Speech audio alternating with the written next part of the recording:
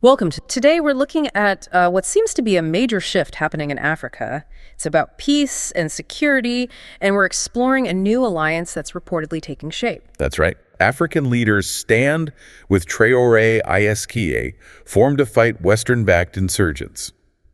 Okay, so our mission here is really to unpack the key insights this source is presenting, why it claims some African leaders are moving away from, traditional Western security partnerships, and why they're rallying behind a new vision. We'll be focusing on Captain Ibrahim Traoré as a kind of catalyst figure, and the formation of this thing called ISCA, the International Security Conference on Africa. Exactly. We want to understand what this particular source says is driving the change, and what the stated goals are, the structures of this new initiative. Basically, the narrative it presents. Okay, let's unpack this for you. Now, this source, it really kicks things off by pointing to one person as the spark, Captain Ibrahim Traoré in Burkina Faso. Yeah, that's where the story begins in this account. Yeah. It describes Traoré back in 2022 as not very well known, young, kind of unassuming, disciplined, but crucially having a strategic mind shaped by witnessing foreign interventions that, well, this source claims they promised peace and delivered nothing. And the source points out a paradox, doesn't it? You had international troops there, drone strikes happening, right, but people were still dying. So the implication from this viewpoint is pretty clear. Outsourcing security, it just wasn't working for them. So when Traoré took power, this source argues it wasn't just a typical coup, not just grabbing power. It was framed as ending this illusion of sovereignty, as they put it. And the source lists some immediate, pretty bold actions he took. Ordering foreign forces out, dismantling military bases that it claims were tied into Western intelligence networks. The message being conveyed is that the government reportedly stopped, asking for permission. It started taking control. Yeah, and one thing this source really zooms in on is Traoré announcing a national war school. It calls this a bold institution, designed to train elite soldiers, yes, but not in Western doctrines, specifically in African warfare history and strategy. Which the source frames as basically unheard of back then. It says most leaders were still pretty much clinging to partnerships with France or the US or the UN. But Traoré, according to this narrative, rejected them all. The idea wasn't just about getting better weapons, it was about fostering a whole new mindset. His soldiers were reportedly taught things like resistance movements, guerrilla warfare in African forests, and about African revolutionaries, like Samora Machel and Thomas Sankara. The core message is presented here was teaching them Africa was something worth dying for. And the source acknowledges, look, to the outside world, maybe this seemed reckless, but inside Africa, or at least to many people there, it argues the perception was electric. It depicts Traoré building this new model quietly, confidently, and without compromise. And apparently this started making waves. Other African leaders began watching. The source emphasizes that Traoré's speeches about African pride weren't just talk, they became policy. His rejection of foreign aid, for instance, was reportedly backed up by actively seeking alternative partnerships, maybe with non-Western powers, investing in local weapons manufacturing, agriculture, surveillance tech, using their own resources. And the change, according to the source's timeline, was incredibly quick. Less than a year, it claims, and Burkina Faso went from being seen as a dependent war zone to a symbol of what independence could look like. And critically, the source stresses the popular support. Traoré reportedly walking in the capital, Ouagadougou, without bodyguards, youth groups rallying, artists painting murals, his name spreading across Africa, not framed as a dictator, but as a liberator. This local backing is presented as absolutely key. Okay, so you have this initial act of defiance from Traoré, and then the source claims this lone defiance slowly morphed into something more dangerous to the status quo. It became contagious. Right, and it's interesting how the source describes this spread. It wasn't just direct copying, but militaries in places like Mali and Niger reportedly started using similar rhetoric. And it wasn't just governments either. Civil society groups in Senegal, Ghana, they started asking questions about foreign officer training programs. And this account connects it to a wider Pan-African political awakening, especially among young people. You had TikTok creators supposedly breaking down Traoré's speeches, radio shows debating France's role in the Sahel's instability. Yeah, young Africans, according to this source, were starting to demand this kind of assertive stance from their own leaders. But it wasn't all public. The source also describes what it calls a quiet conspiracy of reflection happening behind the scenes. Things like cabinet briefings changing tone, intelligence agencies auditing partnerships, defense ministers quietly questioning Western support. This was happening across capitals like Accra, Bamako, even Pretoria, the source suggests. And what supposedly gave this reflection some weight, according to this analysis, was that Traoré's approach seemed to be working. Right. The source claims that kicking out Western troops didn't lead to the predicted chaos. Instead, Burkina Faso's own military operations became reportedly more focused, more precise, and most shockingly more popular. And that war school wasn't just churning out soldiers. The source says it produced ideologues, people dreaming of rewriting African defense strategy itself, not just fitting into existing NATO or UN structures. And apparently this forced leaders watching from elsewhere to ask a sort of forbidden question. What if we don't need them at all? So that quiet imitation, that reflection, it started to shift into actual coordination. Exactly. The source talks about behind-the-scenes meetings, delegations traveling between countries, military advisors sharing notes.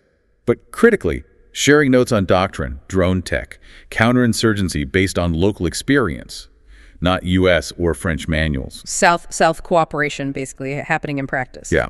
They had the shared frustrations, the beginnings of similar ideas. What they needed next, the source argues, was a place to meet, a common table. A forum, and specifically one without, as the source puts it, the fingerprints of Washington, Paris, or Brussels. It had to be fully African location, people, goals. And Rwanda, specifically Kigali, started popping up in conversations, according to the source, because of its stability, its independence, its own experience with security reform after the genocide. So the timeline this source lays out suggests that by early 2025, things were falling into place. And on May 19th, 2025, this idea reportedly became a reality. They called it ISCA, the International Security Conference on Africa, held at the Kigali Convention Center. And the source describes this as unprecedented for decades. Unprecedented how? Because according to this account, you had African leaders gathering, but not under foreign supervision, not via the UN, not even the African Union, which the source claims is often driven by donor agendas, but under their banner, with their terms. And the source highlights who was there. Presidents, military chiefs, intel officers, civil society leaders, observers from the diaspora. But it really emphasizes who wasn't there. Exactly. No Western diplomats, no EU security envoys, no American military attachés who might typically quietly steer the agenda. That absence, the source argues, said more than any keynote speech could. And everyone there reportedly knew why they'd come. The conversations weren't just theory, they were grounded in real ongoing conflicts. Nigeria versus Boko Haram, Mozambique's Cabo Delgado issues, Mali's situation, Somalia's fragility. The source states that every nation represented had felt the sting of insecurity worsened, not improved by foreign help. And they came, this narrative suggests, because they saw a potential alternative starting in Burkina Faso. Okay, so ISCA is formed. What vision does this source say came out of that conference?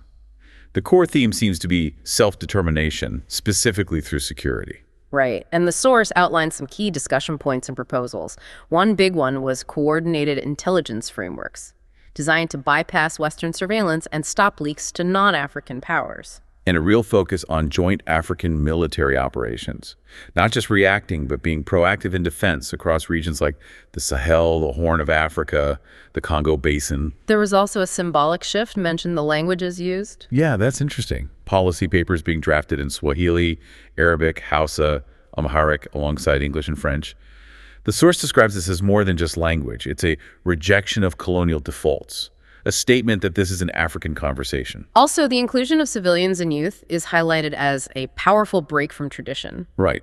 Giving space to citizens, survivors, journalists, students, the people most affected, to make it clear the security crisis is, existential, not just a military problem. And a very concrete proposal that emerged, according to this source, a continental rapid response force. Funded and trained entirely by African nations.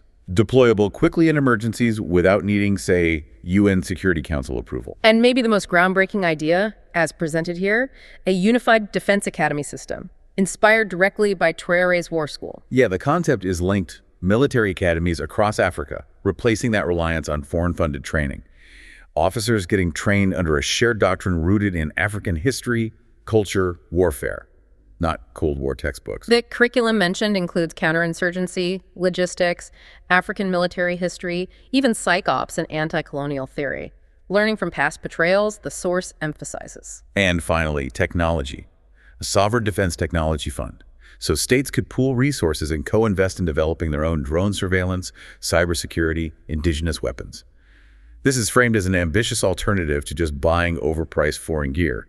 Nigeria, South Africa, Ethiopia reportedly pledged university and tech startup support. Okay, but bold ideas are one thing.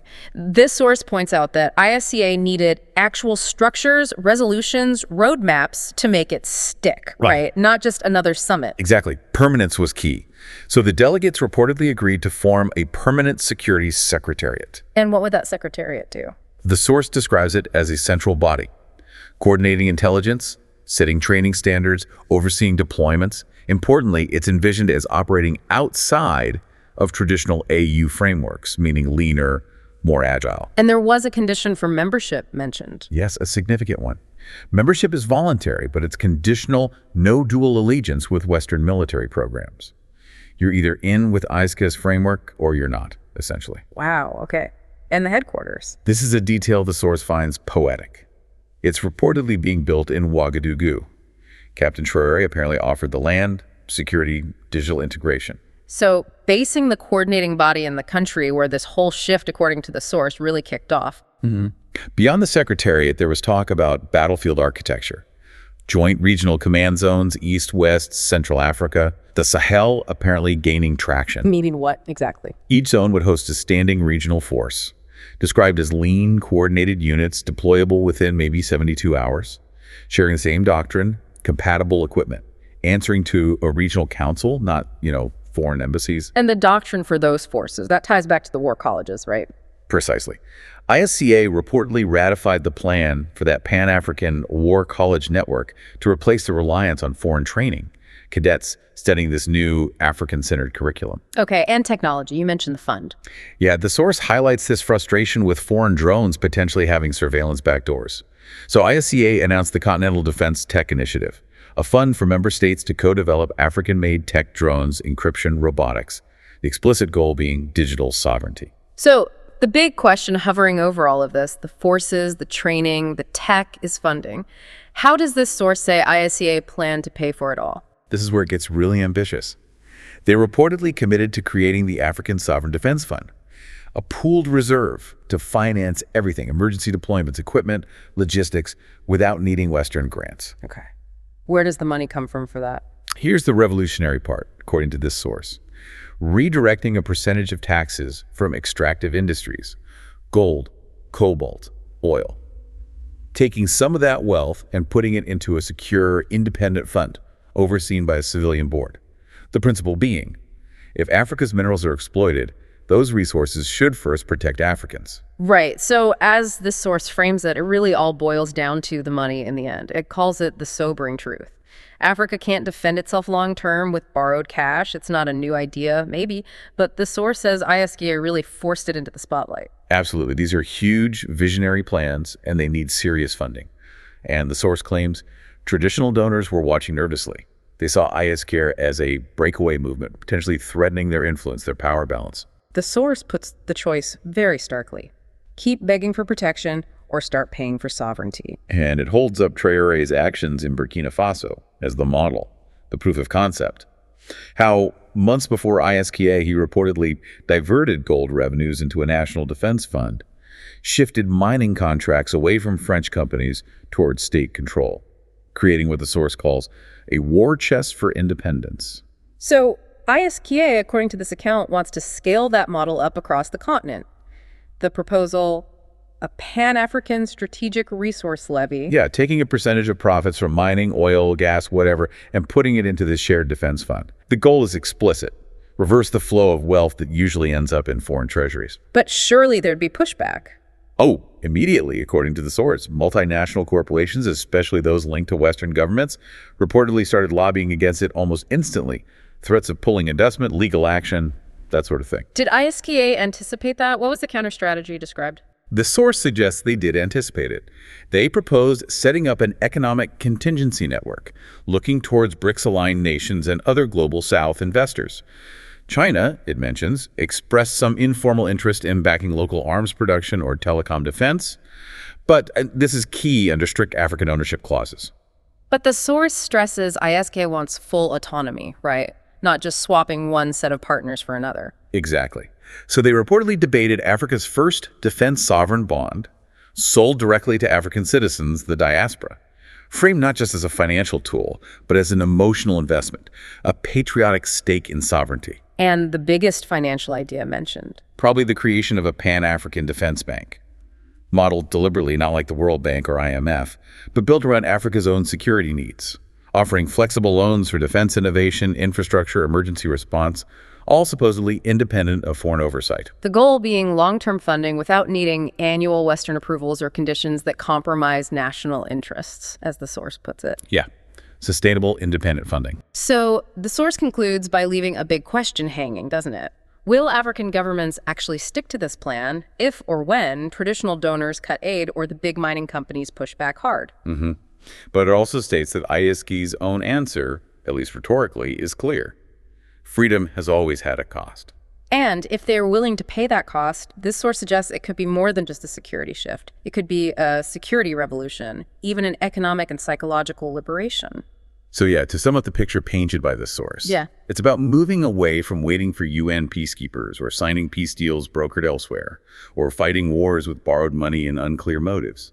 The narrative is that Africa is learning, or at least planning, to defend itself with its own hands, its mind, and now its own money. The source finishes very strongly. The age of permission is ending. The age of possession has begun. So you've heard the narrative presented in this source.